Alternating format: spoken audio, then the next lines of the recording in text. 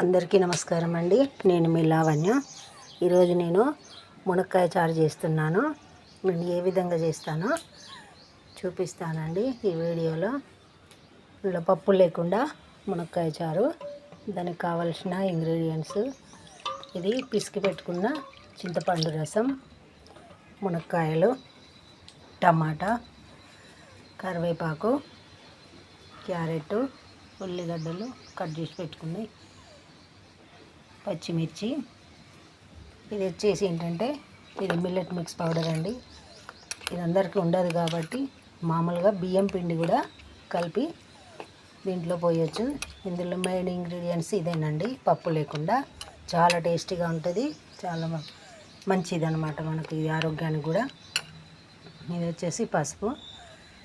ఇప్పుడు ముందుగా మనము క్యారెట్ ముక్కలు వేసుకున్నాము, మునక్కాయ ముక్కలు ఇవన్నీ దీంట్లో వేసేసుకోవడమేనండి.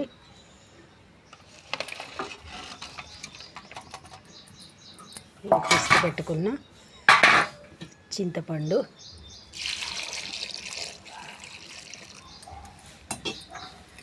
కొంచెం ఇప్పుడు ఫస్ట్ తక్కువ నీళ్ళు పోసి, ఎందుకంటే ముక్కలు ఉడకాలి కాబట్టి ఎక్కువ పోయకుండా మునిగే వరకు మాత్రమే పోసి పొయ్యి మీద పెట్టుకోవాలి. చాలా బాగుంటుందండి. మనం పప్పుచారు, ఊకే పప్పుచారు అంటే పప్పు ఉడకబెట్టడం ఇది కాకుండా కొంచెం పసుపు, ఇట్లా కూడా ఈజీగా చేసుకోవచ్చు మనం. చాలా బాగుంటుంది. ఇది ముక్కలు మునిగే వరకు మనము నీళ్ళు పోసుకొని పొయ్యి మీద పెట్టుకోవాలండి.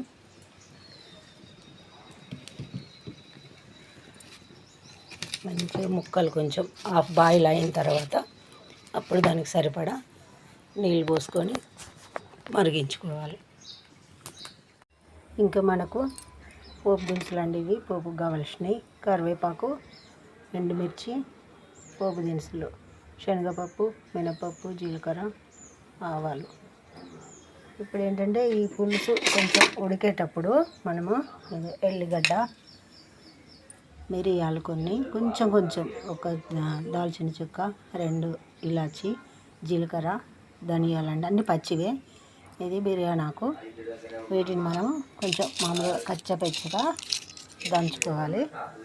దంచుకొని ఆ పులుసు ఉడుకుతున్నప్పుడే, మన ముక్కలు ఉడుకుతున్నప్పుడే ఇది వేసుకోవాలండి. టేస్ట్ చాలా బాగుంటుంది, హెల్త్కి కూడా చాలా మంచిది. ఇందులో వేసేటివన్నీ కూడా మనకు ఆరోగ్యానికి మంచిదేనండి.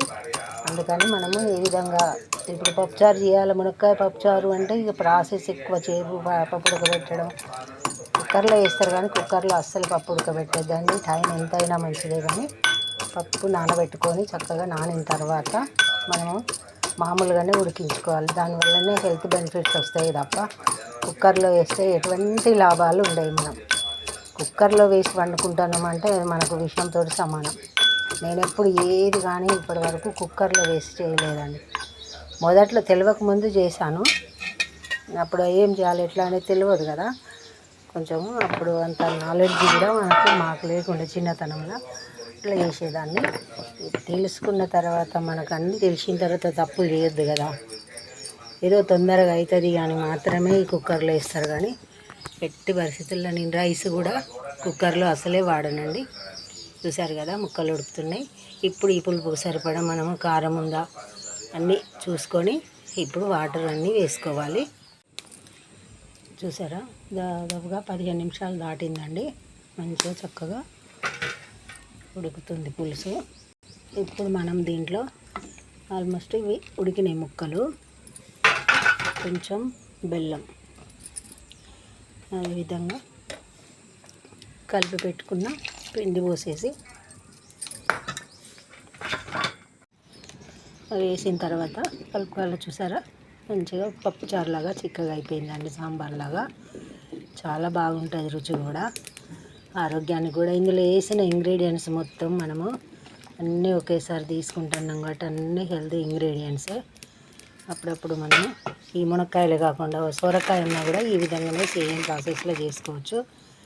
ఇప్పుడు ఉప్పు వేస్తున్నానండి నేను, కల్లుప్పు చూసుకొని రుచికి సరిపడా ఉప్పు వేసుకోవాలి. పచ్చిమిర్చి ఎక్కువ వేసుకున్నాను. అది చారులోకి మనకు పచ్చిమిర్చి ఎండుమిర్చి ఉంటేనే టేస్ట్ బాగుంటుంది. పోపులోకి ఎండుమిర్చి కారం వేసుకుంటే అంతగా అనిపించకపోవచ్చు, అందుకే వేయలేదు. ఇట్లయితేనే బాగుంటుంది.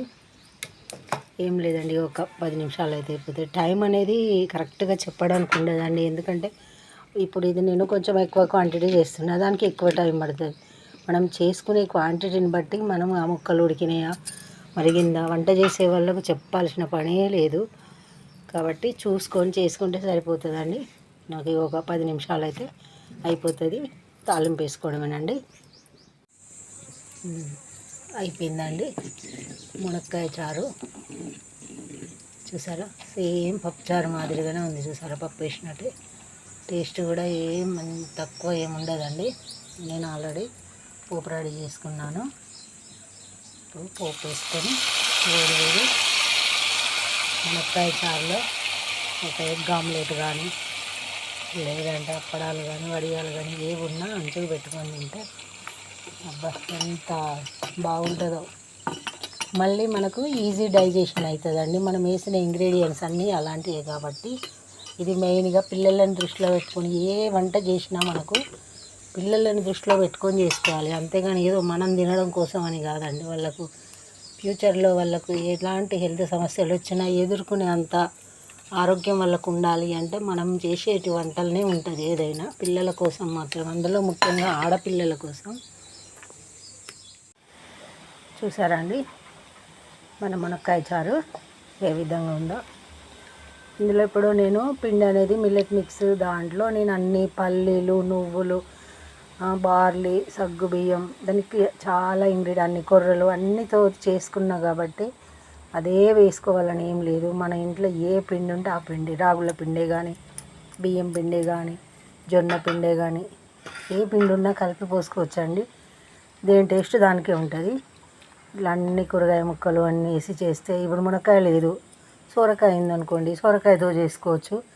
లేదంటే అన్ని రకాల కూరగాయలు, కొన్ని బెండకాయ ముక్కలు, ఇప్పుడు మనం కూరగాయలు అన్నీ తెచ్చుకున్నప్పుడు కొన్ని కొన్ని ఉంటాయి కదా, బెండకాయలు, దొండకాయలు, వంకాయలు అన్నీ వేసి కూడా ఈ విధంగా చేసుకోవచ్చండి.